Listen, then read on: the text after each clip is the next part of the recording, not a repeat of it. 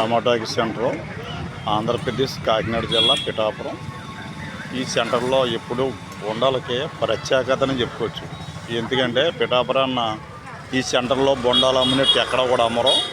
ప్రతి ఒక్కరూ కూడా ఇక్కడికి వచ్చి బొండాలు తాగటం, బాటిల్ కాలితో బాటిల్, బొండాలు కాలితో బొండాలు అనుకూలంగా ఇవ్వడం జరుగుతుంది. ఈ సెంటర్లో చాలా గొప్ప అని చెప్పుకోవచ్చు.